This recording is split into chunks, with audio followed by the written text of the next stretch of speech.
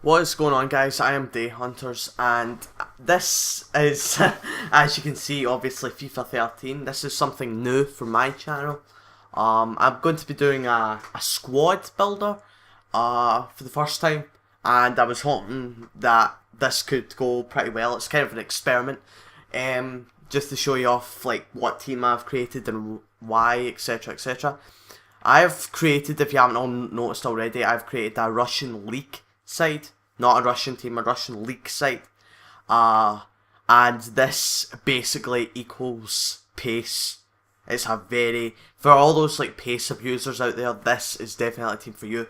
As you can see, I've selected a very unique formation with the 3-4-1-2. I think I did this because it's one of the cheapest yet best, well, one of the best, if not the best, cheap formation on the Ultimate Team market for PS3 and Xbox 360. I don't know about PC, but then again, who really plays FIFA on the PC? Come on. So yeah, it's just basically similar to a 3-4-3, and in some cases it has the same playing style as a 4-3-3. But obviously you can't use right backs, left backs, it's three centre backs. But yeah, it's similar to 3-4-3 in the slightest. Obviously, when you're going with Russian League, you have to go with Akinfeev or Akinfeev, however you want to pronounce it, because he is just the best goalkeeper in the Russian League. Just best to use for either a Russian team or a Russian League side. And as you can see with these stats, oh, wrong button. Oh, come on. There you go. Nope. So far so good. Right, there you go. As you can see, basically he is one of the best keepers in the game as far as I'm aware of. Definitely, obviously, like I said, best Russian League goalkeeper.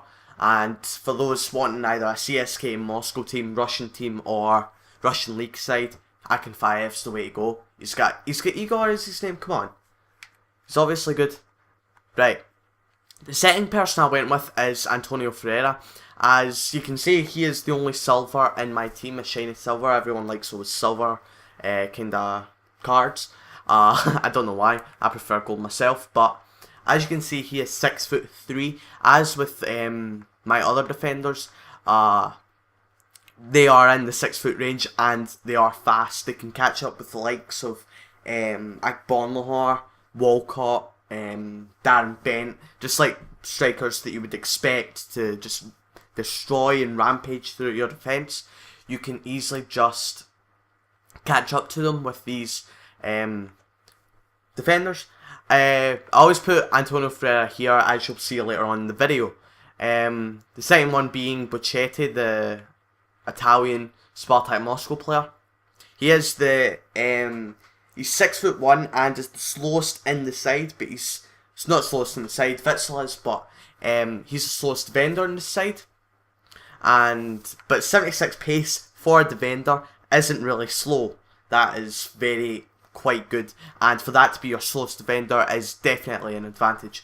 And the last one is Hubakan. I always put him in the right so that he can work with Hulk as my right midfielder, as both play for Zenit. They'll have better chemistry for your team. Manager, we'll do the manager just now. I just used any 3-4-1-2 manager really. I just picked Tony Pulis as the first one to pick. He always gets your chemistry up. Had to take a breath there. Right, we'll go with Hulk here. Hulk in the right midfield position. As you can see, like all the teams so far, well, they've got 2 Brazilians, but there's several more, as you can see later on. Hulk is definitely such a tank when it comes to right midfielder. Wow, that is a weird name. He's 5'11" and skill moves 4-star. So for any of those looking for a skillful team as well, he is definitely the way to go. Definitely the first choice for any Brazilian team or Russian League team, in my opinion. You could go with Migidi there. I chose not to because I prefer the Brazilian tinge to my team. Obviously, as I just find Hulk to be a better player than Aiden Migidi. But if you want to go with Migidi, that's your choice. It still works out perfectly for you. I didn't know in this case. And basically every time you're running down the line, you can either completely run down, cross it, or you can just rampage, cut inside, and just score a goal, because he has amazing shooting and amazing pace. No one can catch him. And he will have amazing strength, because after all, his name is Hulk. Come on. Hulk, you always want someone called Hulk in your team. I mean, the Avengers did it. Dumb joke there. Right, we won't talk about Carlos Eduardo just now. We'll go with Witsel. Made a rookie mistake there. Witsel is quite a strong Belgian player. He works. I always put him here because, as you can see, I'm going with like a Zenit kind of right-handed tinge here.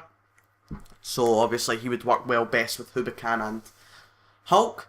You can't see it here, but he's 6'1", and as well he would be very, very strong. See, for a midfielder, he's got great defending, 74 yellow it says there, but for a midfielder that is really good. And I found, like, when I was on the market, I got this Witsel card completely, like, as it is, 3-4-1-2 centre midfielder. There's no strings attached, basically. And he's also good attacking wise. As you can see with the fitness, I've already tried him out. It's really good. Really good attacking wise, really good defensive wise. He is one of the best midfielders for a Russian side of the team. And Zenit, Belgium, Russian League. Definitely go with Witsel. Trust me, you won't go wrong. You can't go wrong with Witsel. It's too good. Right, Carlos Eduardo I put here because Carlos Eduardo, as you can see, he works well with Antonio Ferreira. I forgot his name there, rookie mistake. And as well, this is not your standard Russian League side completely. It's got a hybrid that I use for this team. Rubinho, it really works well here with Carlos Eduardo and Antonio Ferreira, all because they're all Brazilian, obviously. And basically, Rubinho, he has 88 pace, and I can't guarantee this for you guys, but my cousin told me that he has really amazing acceleration, like in the 90s. So that means that he can get to 88 pace like the snap of your fingers. It's that simple. And he works well with Carlos Eduardo, obviously. Carlos Eduardo, quite a short player, but skill moves 5 stars. Best for any of those Brazil teams, skill move teams, whatever. Most expensive player in this side that cost me about 40k. So it's a good cheap team. Well, if you can consider 40k cheap. But Carlos Eduardo, you will definitely have need to put your money out where your mouth is with him. Because as you can see here, nearly 10k. So he cost a quarter nearly of my side. That's how expensive he is on the market. Right, as you can see, I've got 4 strikers here. I'm going to tell you a little bit about my bench in a minute or two. But when I select it, I always go with Doumbia in the centre forward role. I also have Danny with a centre forward card on him, just to like swap about, you know, that kind of stuff. Doumbia though, just another pace abuser, just 91 pace. I always thought he was 90 pace. Shows what I know. And he will just put the balls through who I go with. The strikers, just whoever you want to go with. I always leave Eto on the bench. We'll just put him there because I don't like his ball control compared to the likes of Wellington and Emenike. And as well, Emenike's much stronger because you always have to go with Wellington because of the Brazilian tinge to the team. But Emenike is a much stronger player, I feel, than Eto, and it's good to have a fast tank in your forward, like tank as in strength. Fast, strong guy running down into the middle, always scores. He would just completely destroy and obliterate all defences. Well, not all defences, but you would need to go against the likes of like a Team of the Year defence to get by this guy. Emenike is just a really amazing player. And he works well with Wellington as well, as they both play with Spartak Moscow, as I've just noticed there. But the Nigerian does work really well. He's got 1 contract left, need to fix that later. 90 pace, 78 shooting, good enough. And Wellington, 92 pace, the fastest player in the team. Really well done. And if you're going with a Brazilian team as well, you always go with all the players here. Rubinho, Carlos Eduardo. Not Antonio Ferreira, obviously, because there's better defenders, like, overall. But Hulk and Wellington, can't go wrong. Always good. Right, I'll just show you my bench here. We'll just add a player here. I went with, I don't even know how to pronounce his name, to be honest. Gail, we'll have an attempt at it. Guilherme Alvim Marinato. Right, good enough. 6'6", really good substitute keeper, as obviously 6'6". He's bound to save anything. Not as good as Akinfeev though with stats, but as a sub he's really good, and if Akinfeev ever gets tired or injured in the unlikely chance, it's always good to have him. He's the second best keeper in the Russian league in my opinion. Right, who else? Bruno Alves and Pereira. We'll just put Pereira in. There we go. Right, 72 pace, having 68 pace. Bruno Alves. I just prefer like Bruno Alves as a player, like in real life, so I kind of just put him in there. He's a really good defender, 81 defending, 79 heading, will always get in. And that reminds me, if I never mentioned it before, these guys are really good like in the heading range, or at least I think they are. Maybe not Antonio Ferreira, but Bachetti's really good with heading range. And Hubacan to a lesser extent. They could, if you ever want to put them in the box, they could get it. They could get it. No guarantees, but it's always good to take that chance, you know. FIFA players all around the world. Centre attacking midfielder, Honda. I have him centre attacking midfield because I couldn't get a converter, but if obviously get a converter if you can, that will cost you a little bit more money.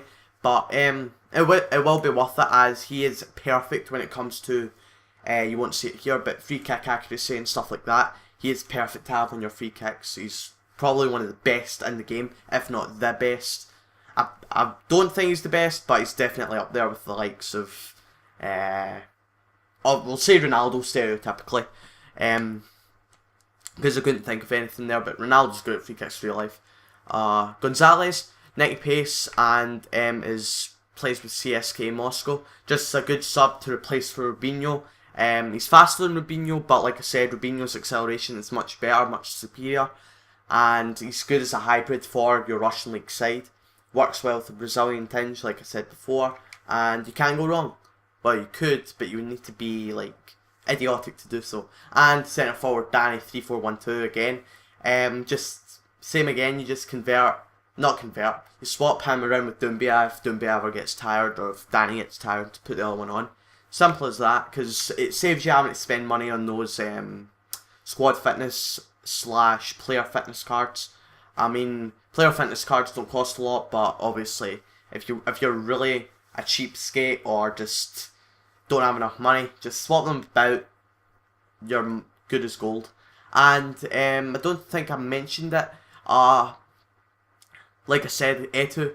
I always do like the triangle of 3. Every 3 games, I always swap them like around Emenike, Wellington, and Etu. Whoever's the most tired out of Emenike and Wellington, I put Etu, replace them, and then obviously the guy I didn't replace before, the guy that I did replace with, swap them about. Hopefully you understood what I meant by that. But yeah, so yeah. If you really want to go well though, like just get like a Russian league manager. I couldn't name you any to begin with, but if you're really that picky, but you get 99 chemistry without Pulis, so you're more likely to get like more of a noob sided team by 1, but still that 1 could help you in the far future. So yeah, that is a Russian league side, and I hope you found this very useful. This did cost 40k, so it's quite a cheap, pace abusing, cut backing side for any of those just want to just destroy their opponents as quick as I snap my fingers. I've destroyed most of my opponents, apart from really good Premier League sided teams, but even then I beat the Premier League sided teams. So I don't think I've not lost with this team apart from against my friends. So in the Ultimate Team tournaments, obviously, or leagues if you're still need to get to the top division. I know I do. I'm in Division 2, I think. But anyway, you can just rampage through either, and hopefully you'll earn a lot more money in the future. Long term, you could earn more money than you did lose with this team, just by winning tournaments, etc. I hope you guys found this useful. As you, just a 40k sided team, can't go wrong. Like I said, hope you guys found this video useful. If so, just check out the channel. You know, just do that kind of stuff. You're not forced to, but it's always good to just redo the favour for me. Like the video and comment whatever you want. Comment if you could got any improvements that you could suggest to me. That would be good. Comment just saying that I did a good, bad, okay, any other word kind of job. Don't swear though. And yeah, that is gonna be it for this, guys. Hope you guys could just help me out, and I will see you guys next time for more. If this video does quite well, I will do another squad builder in the near future. See you guys next time.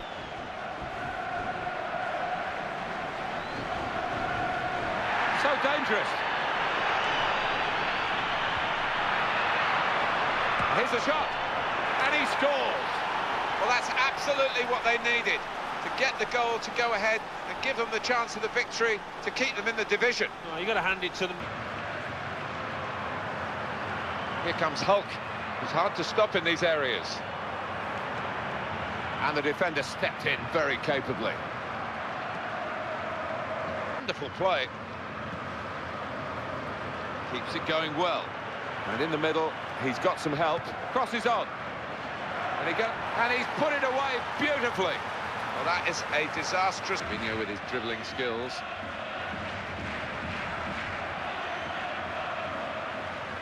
Flipped it over the opponent there, clever. And the defender has done very well here, got his foot in. Speed, and here's the shot, and he's put it in for the goal. Well, that may be the start of the recovery that they need to get the victory to stay in this division. They're level. And that will be a corner. And bravely in for the header. Wonderful goal. Well, this is a microcosm really of their season so far. When the pressure has been on, they've not been up to the task. Here is Jeff. What can you tell us about this one? Physio's up on the touchline, keeping an eye on him as he went over on his ankle. Looks like he's going to be okay. Thanks very much. The touchline, Jeff Shreves. Looks like he's got a problem with his calf, but he hasn't asked to come off the field yet. Cheers, Jeff. And this is a goal. Well, they've got the equalising goal. Now they've got to...